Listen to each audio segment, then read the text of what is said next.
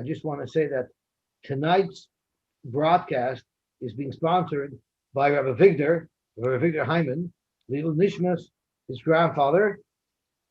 Victor, I'll ask you to. No, I don't even need help. His grandfather, whose name was Simcha ben Rav Yosef, and his neshama should have an aliyah. Amen. When was his yahrzeit?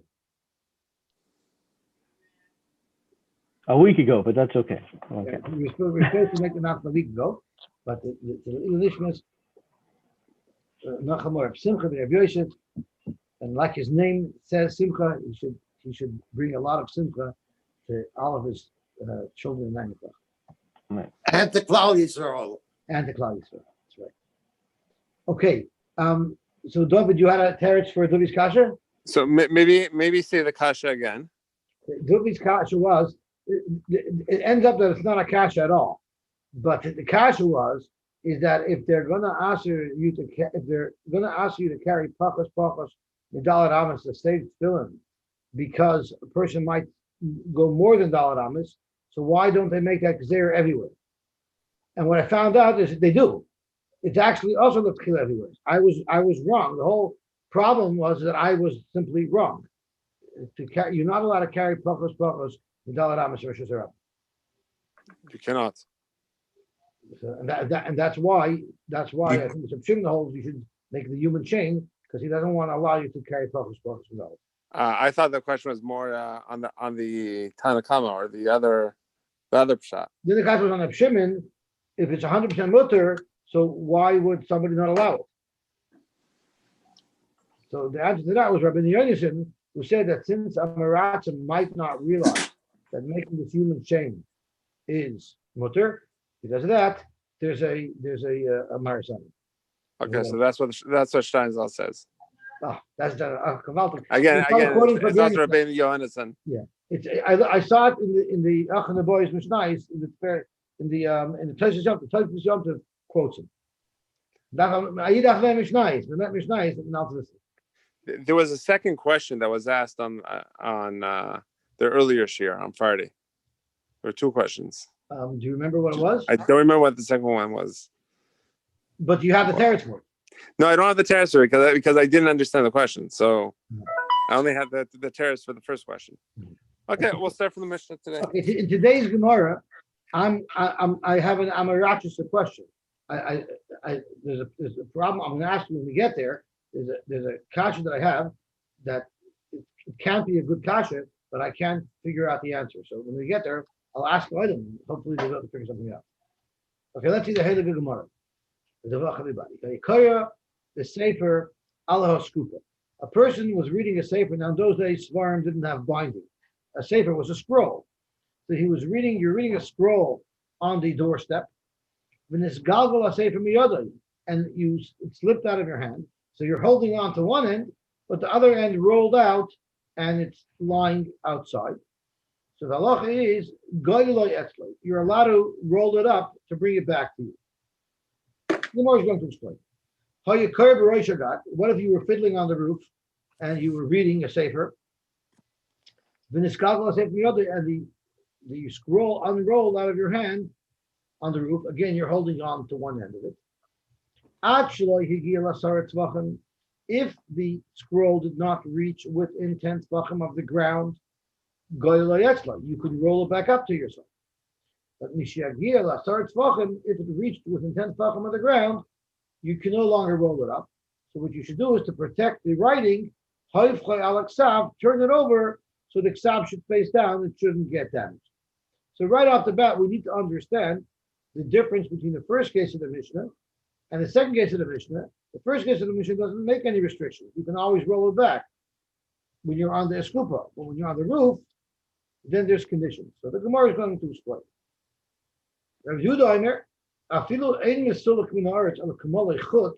Even if there's just like a hair's breadth between the bottom of the scroll and the floor, you can still roll it back up. Even if the scroll is actually completely resting on the floor, again, you're holding one end, but the other end's on the floor, you can roll it up.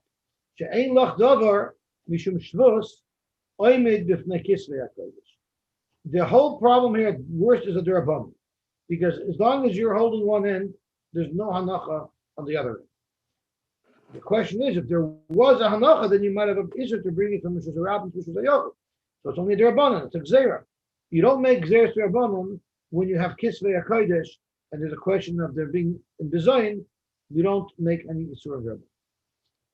Dr. Gemara, what is the mitzvah, the details of this doorpost, of this door threshold that we're talking about? Hechidam.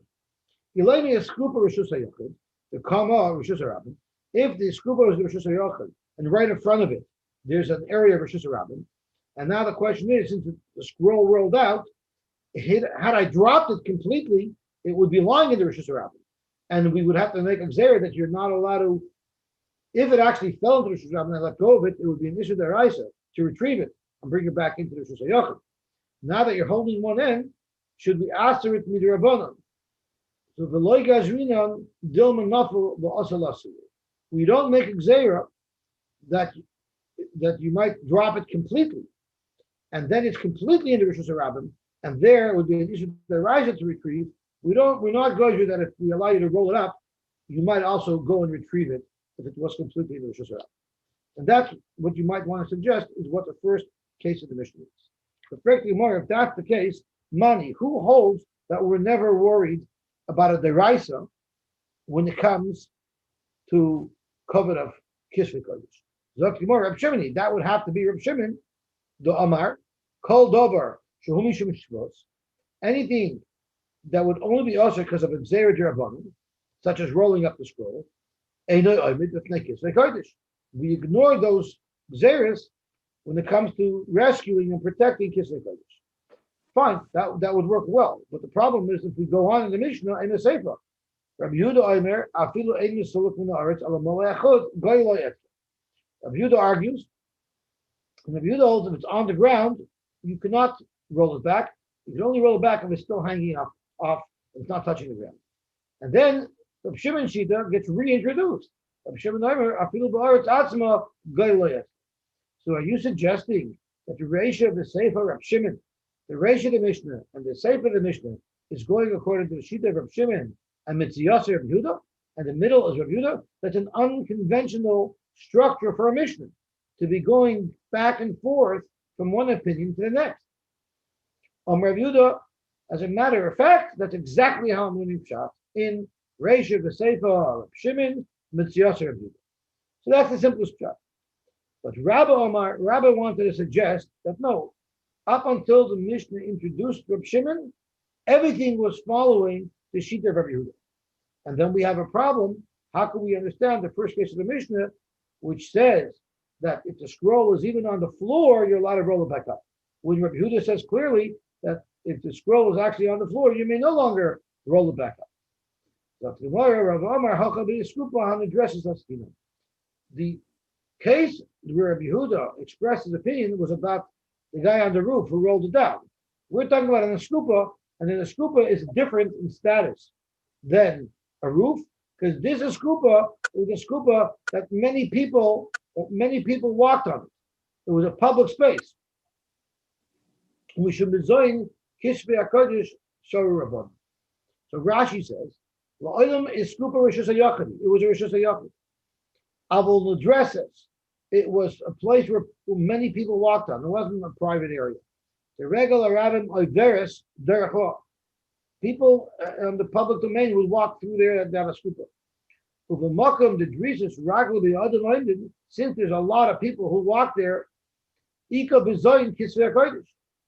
When my scroll rolls out onto the Rosh Hashanah right in front of the skupa, if there's a lot of people who walk by, it's going to be a terrible bezoin for the Kisvei HaKodesh to hang out there. Therefore, there is a special allowance they made.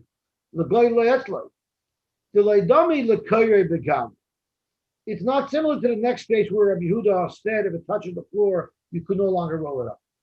But a fiddler on the roof, there wasn't such a bezoin because it sure was hanging down to the outside, but it wasn't hanging down into a main thoroughfare. And that's why Rabbi Yehuda said that once the other side is touching the floor, you may no longer roll it up. But when the other side is in a dirty place, in a dangerous place, the kivin the other, since I'm still holding one end, so it's only a drabanan, which was ba'amahu.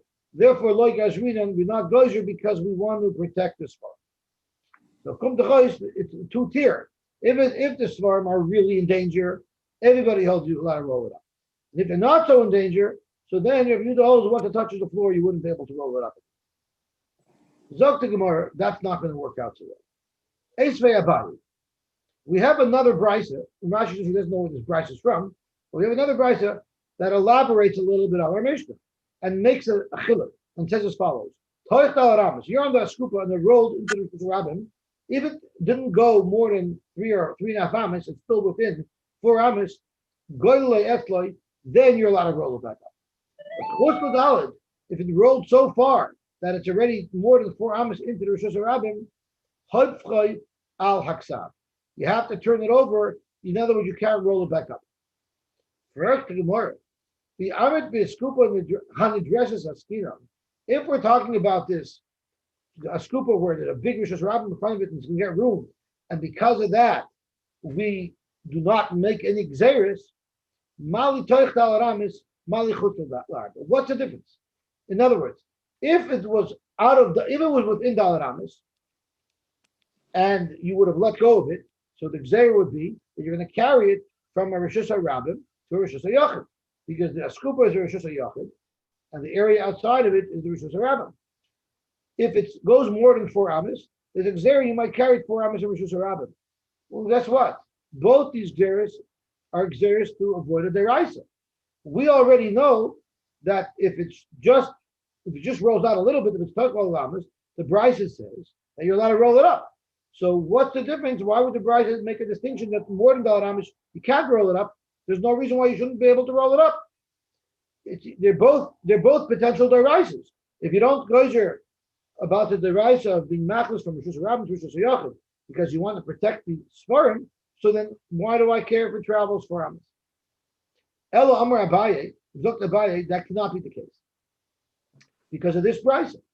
Now, Rabbah maintains that it's speaking about the skufan addresses. So Rabbah would have to learn that our Mishnah, in fact, does not make that distinction. And our Mishnah holds it doesn't make a difference if it's more than 4 amas or less than 4 amas. Either way, you are allowed to roll it up. But this brisa would hold differently.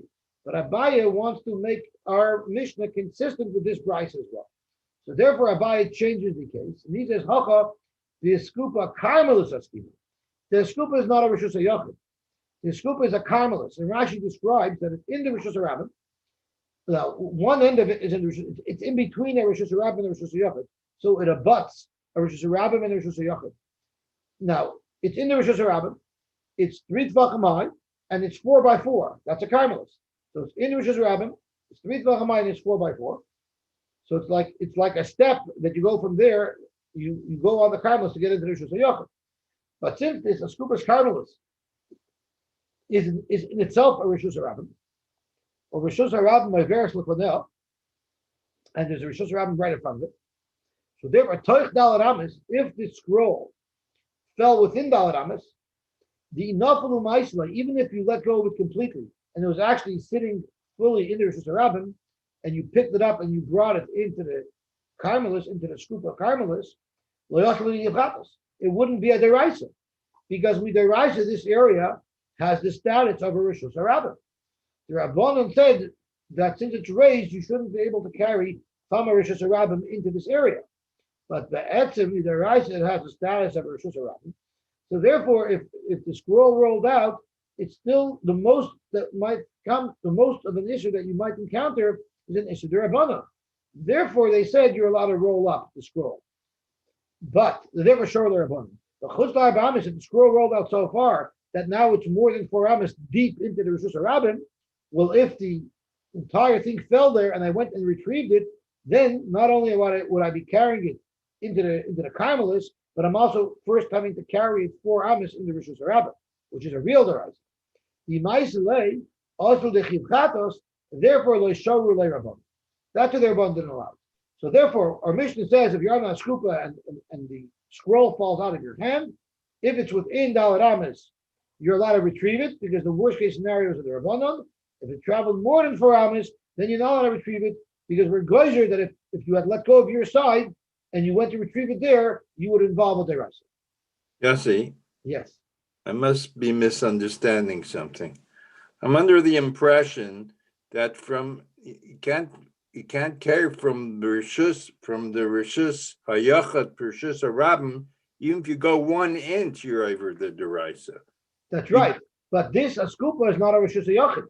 This askupa has midaraisa din of rishus harabim. So the scroll is falling from what to what? You're standing in the askupa carmelis. You're standing on a threshold. We're standing on the carmelis, and it rolled out of your hand into the rishus harabim. Okay. So therefore, worst case scenario, you're bringing it from rishus harabim into a carmelis. Okay, gotcha. So Okay. therefore, they allow it. But if it traveled more than 4 amas, now in order to get it back, you actually have to carry it 4 amas in the rishus harabim. That's where you have a problem. Frank Gemara, if that's the case, we know this threshold is the entrance to a house, right? So therefore, Zok Gemara, Ihachi Toich Dalat Amas Nami, even if it was Toich Dalat Amas, Nigzer Dilma Ma'ayel Mishus Harabim Mishus Hayachid. You're not just going to retrieve this scroll and stand there in the threshold. You're going to go inside. So at the end of the day, you ended up transferring this scroll from the Rishus Harabim to the Rishus Hayachid. Granted, you went through the Carmelos, you went through the Askupa, but at the end of the day, you're going to make an akira in the Rishus Harabim, and you're going to make anacha in a real Rishus Hayachid. So how could you possibly allow this? There's still a deraisa potential. V'chitema, and if you want to argue that kivan dimafsekas Carmelis, since there's a Carmelis in between the Rishus Harabim and the Rishus Hayachid, and you're traveling through that area on the way, less lamba, there's no concern of a deraisa, because the fact that you have to travel through the airspace of the Carmelis breaks the deraisa. You can't say that because the Ha'omar Rava said, "Hamaver chayvitz mitchilas arba l'soif arba le'aviru derech halot." What if someone picks up a chayvitz in Rishus Harabim? He makes a perfectly valid akira, and then he lifts it up above 10 tefachim. So now the chayvitz is in a makam tur, and he walks 4 amas with it in a makam tur, and then he brings it down and he puts it down on the ground. So he made an akira in the Rishus Hayachid. The chayvitz was transferred 4 amas through the Rishus Harabim, and it was made, and the anacha was made in the Rishus Harabim. But during the travel, I have to correct what I said earlier. You didn't travel through the Rishus Harabim; it traveled through a makam tur. So you had an akira and you had a hanacha, but the travel was through a makam tur. Rabba says there, you're chayit, because you made the akira here, and then 4 amas later you made a hanacha. I don't care if it traveled through a makam tur. At the end of the day, you transported something 4 amas in the Rishus Harabim. So if that's the case here too, if you pick something up in the Rishus Harabim, even though you walked through the Carmelos to get to the Rishus Hayachid, we don't care what you went through. The fact is you made the akira in the Rishus Harabim, and you made the hanacha in the Rishus Hayachid. So that should be a problem. So how could you allow a scroll to be retrieved if it's within 4 tvachim? I'm sorry, if it's within 4 amas, there's still a potential of a deraisa. Zok the Gemara, hacha b'mayaskinon b'skupa harucha. The threshold wasn't just a short little one-stepper. It was a hallway, maybe it was 20 feet long. The adahachi v'hachi, while you're walking through the eskupa, mitka, you'll remember, hey, I better not go into the Rishus Hayachid. If the eskupa is just one step, yeah, I'm going to walk right over, and therefore it could come to a deraisa, then it wouldn't be allowed. When does the deraisa say you're allowed to retrieve it? If it's within 4 amas, that's only if it happens to be a long eskupa. A very big doichik to say that that's what our Mishnah is speaking about. Or you might want to say, it's a regular size threshold. Why am I not worried that I'm going to pick it up in the Rishus Harabim and then place it into the Rishus Hayachid? The teretz is when you pick up a sefer from the floor, the normal instinct of a person is to open it up and look inside. You'll look at it, and once you look at it, you'll stop in the Carmelos. You'll stop on the threshold. Maybe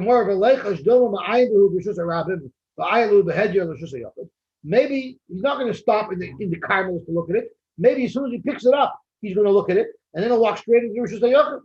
And then back to you have the problem of transporting it from the Rishus Harabim to Rishus Hayachid. Zakma, you're right. Let's scratch that one as well. Hamani ben Azai. Let's say that our Mishnah is Shaloika Halacha, Paschanik ben Azai, the Amar Mahalach Chaymedavi. And Azai holds that when you walk, every step you take is an Akira and a Hanacha. So therefore, you're walking from the Rosh Hashanah onto the Carmelis.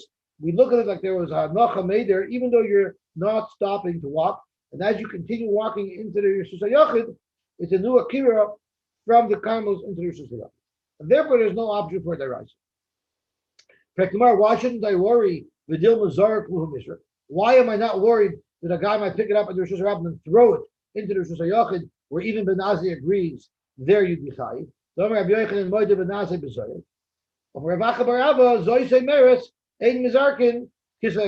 People don't throw svarim around, so you don't have to worry if someone's going to throw this safer in. People don't throw svarim around. So at the end of the day, let's just get clear what happens over here.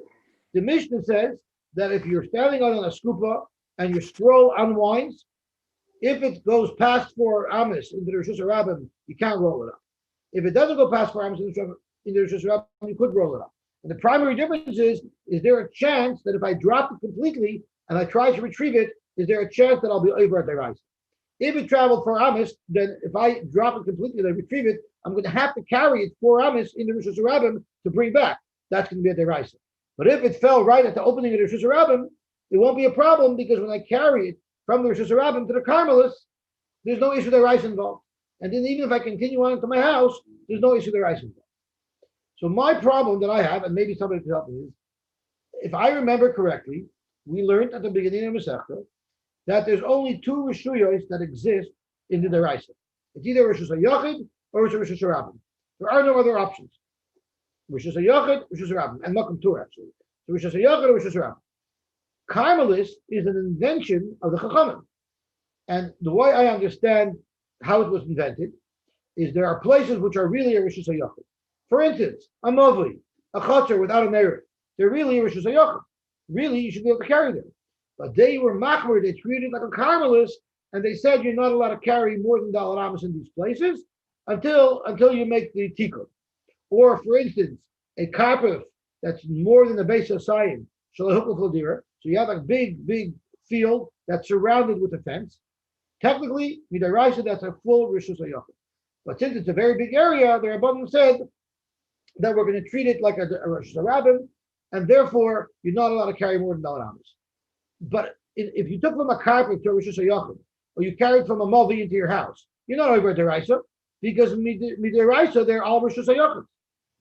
On the other hand, if I carry from this carpet into a Rosh Hashanah, that's a real deraisa because midaraisa the carpet was a Rosh Hashanah, and midarabanan and midaraisa the carpet was a Rosh Hashanah, and you're carrying it into Rosh Hashanah. So Oibazoi, here we have this skupa that we're saying is a Carmelis.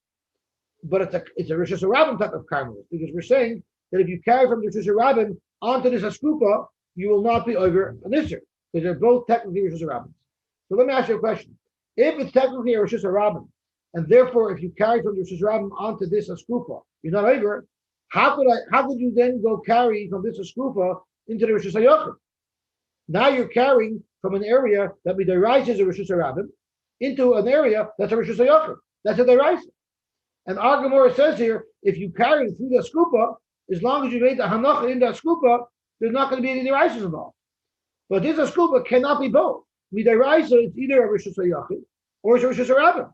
If you're going to say there's no issue of deraisa to transfer something from the Rosh Hashanah onto this skupa, then you're giving it the status of a Rosh Hashanah. Well, then if you continue carrying it from the skupa into the Rosh Hashanah, that should be an issue of deraisa. And that's what I don't understand. It's got to be an Amaratsis Akasha, but I don't know. So if anybody can help me with this, I would be very much appreciative, because I need to find out the answer to this problem.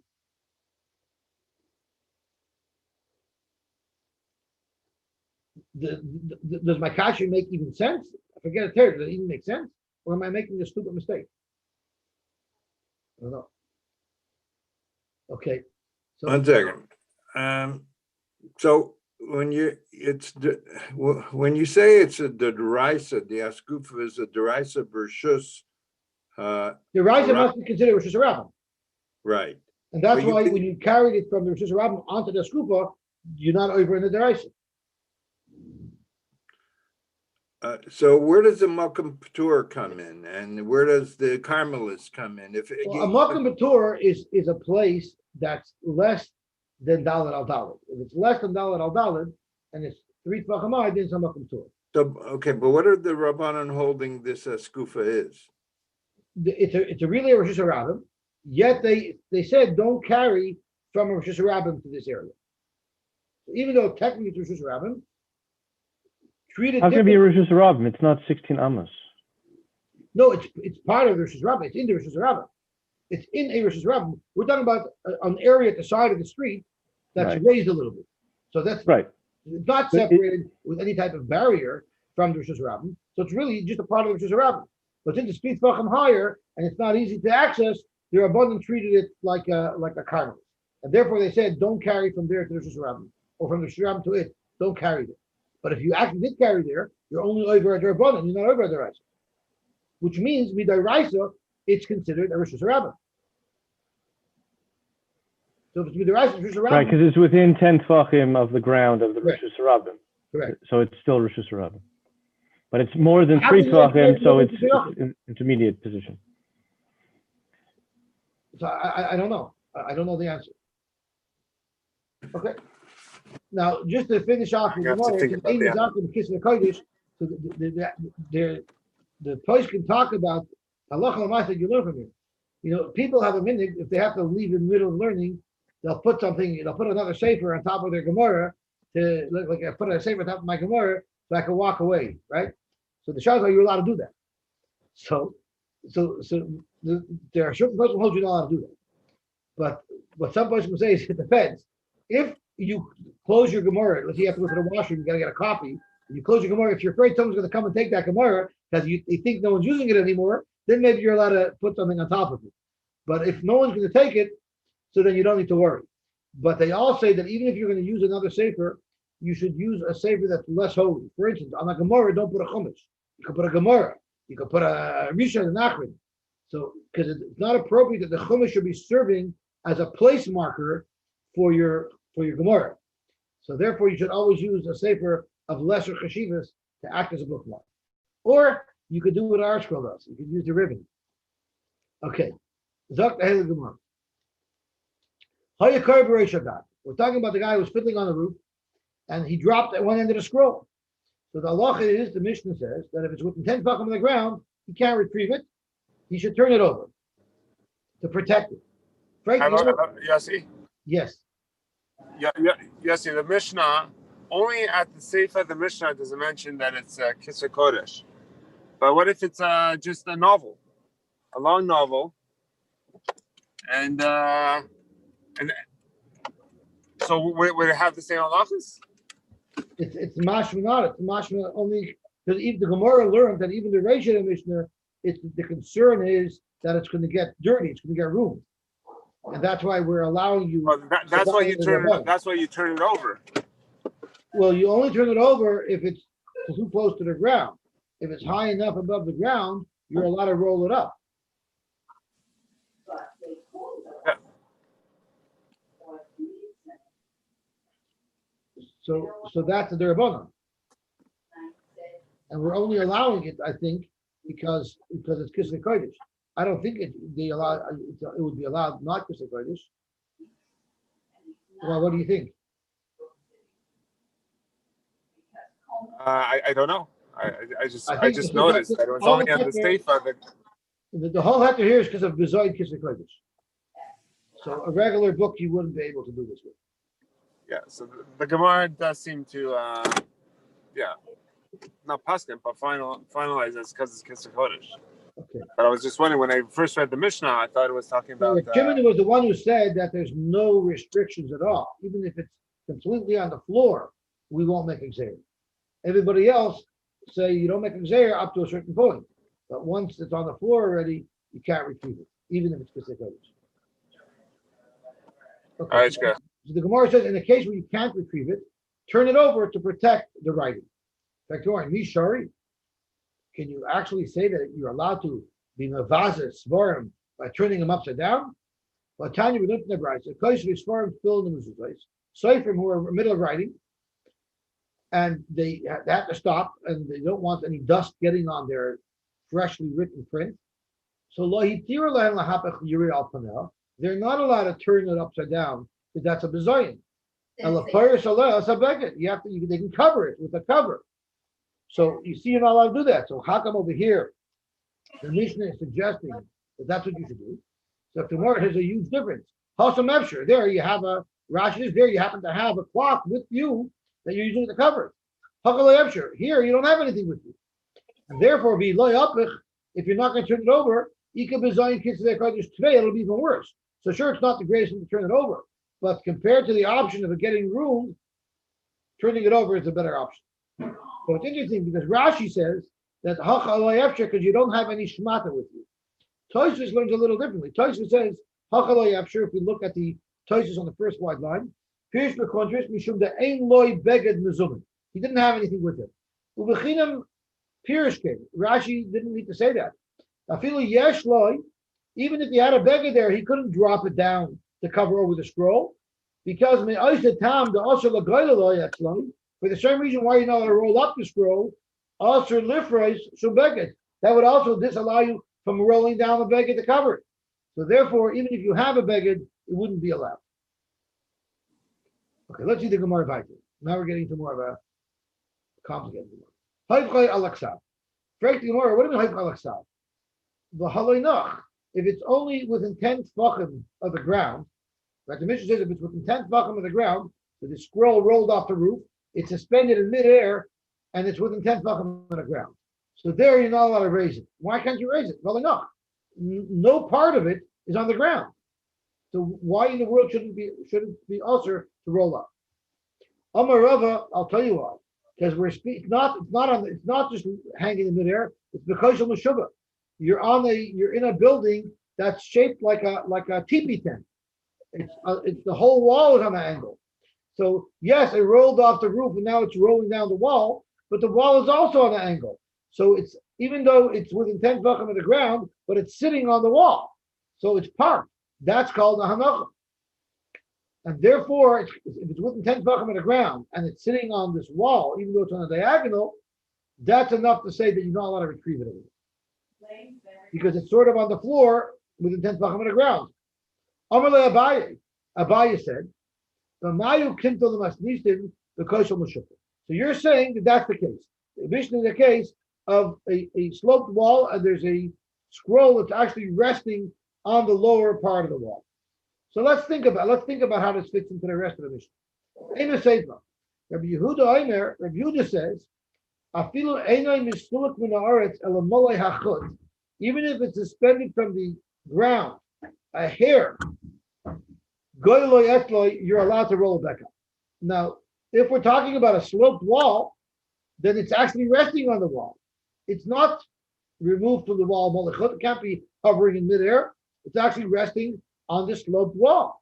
So how could Rabbi Yehuda suggest that it's going to be suspended in the air if the case that we're talking about is a wall that's like a slope? So it's for sure going to be touching the ground. Zok Gemara, David's favorite terrace. We're going to totally change around the entire understanding of the Mishnah. So let's go back to the Mishnah inside. We can see how it reads. Because it definitely doesn't read the way we thought it reads. So the Mishnah says as follows. The Mishnah says, if you were reading the Rosh Hagad, and the saber fell out of your hands, if it was a sloped roof, it was a sloped wall, the wall was also sloped, if it's resting there on the lower part of the wall on the slope, but it's within 10 tefachim of the ground, but it's not within 10 tefachim of the ground, it's higher than that, but once it reaches 10 tefachim, within 10 tefachim of the ground, he can't pull it up anymore. When do you say this rule that when it's within 10 tefachim of the ground, you can no longer retrieve it? Talk to Gemara.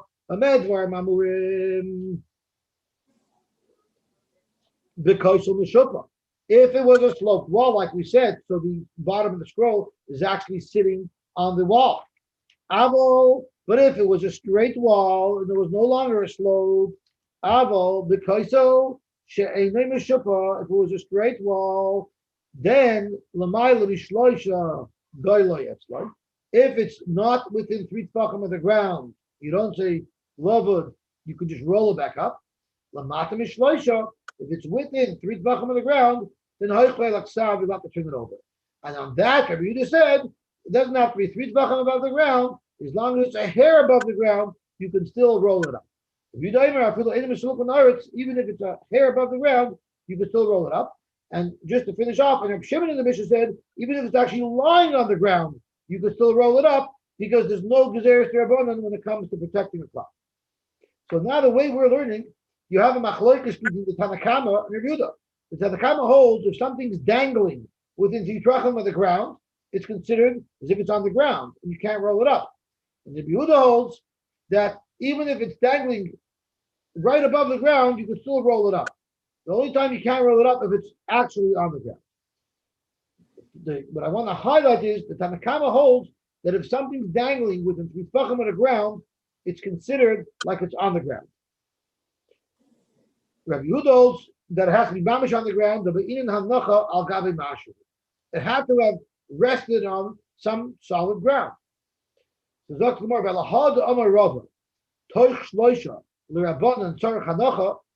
have a machlokes between Rabbi Akiva and the Chachamim if you say kluta k'mishal chadavi. For instance, if someone throws an object from one rishus hayachid to another rishus hayachid, but the object travels through a rishus harabim. Rabbi Akiva holds you say kluta k'mishal chadavi. If you're within 10 tefachim of the ground, we say that as it traveled through the rishus harabim, it's as if it parked in the rishus harabim. So you'll be over an avera for transporting from the rishus hayachid to the rishus harabim, and then from the rishus harabim into the rishus hayachid, because kluta k'mishal chadavi makes it as if the object that's floating through the air is actually parked on the ground. The Chachamim argue, and the Chachamim say even if you have an object floating through the air 3 tefachim from the ground, it's still not considered landed. It's not considered landed. Problem is, that fits in very good according to Rabbi Yehuda. Because Rabbi Yehuda says, even if it's close to the ground, it's still not considered landed. But the Tanakama said that if it's within 3 tefachim of the ground, it is considered landed. And that's why you can't roll the scroll back up. So that would be inconsistent with what Rava said. So Hadam Rava, now that Rava said that Toich Shloisha L'Rabban and Tzarech Hanocha, that even if it's in 3 tefachim of the ground, that's not good enough, it has to be parked. That would end up being inconsistent with our first Tana up here, who argued on Rabbi Yehuda, who holds once it's within 3 tefachim, you can no longer roll it up. Zok Gemara, no. Elakula Rabbi Yehuda. Let's say it's all Rabbi Yehuda, and we're going to now make another modification to the Mishnah. Where do we say that if it's within 10 tefachim of the ground, you're not allowed to roll up the scroll anymore? That's if it's a sloped wall. So there's actually contact between the scroll and the wall the whole time. If it was a straight wall and the scroll is really dangling in midair, then even if it's within 3 tefachim of the ground, you could still go etla, you could still roll it up. Share Rabbi Yehuda Omer, because Rabbi Yehuda says, even if it's a hairbreadth above the ground, it's not parked, and therefore you're allowed to roll it back up. My timer, what's the reason why it has to be parked? It has to be sitting on something. In midair is never considered parked. Therefore you're allowed to put it back up. Okay, this is where I got up to this afternoon. So I don't mind going weiter, but tomorrow morning we're going to start from here anyway. So I guess we'll stop it. We'll call it a night. Shkoyach. Shkoyach. Good luck, everybody. Good luck.